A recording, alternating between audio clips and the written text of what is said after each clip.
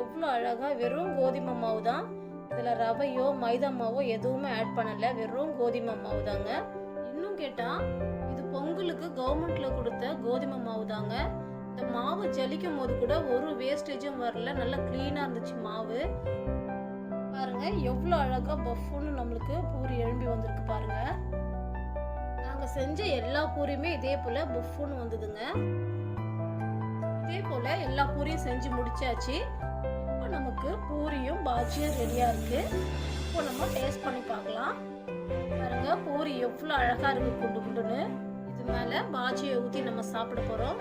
பாஜி பாருங்க எவ்வளோ கலர்ஃபுல்லாக ரொம்ப சூப்பராக இருக்கு பாருங்க. இப்போ நம்ம இதை ஊற்றி டேஸ்ட் பண்ணி பார்க்க போகிறோம். பூரியும் பாருங்க எவ்வளோ சாஃப்டாக இருக்கு. இந்த பூரிக்கு இந்த பாஜி காம்பினேஷன் ரொம்ப சூப்பராக இருக்குங்க.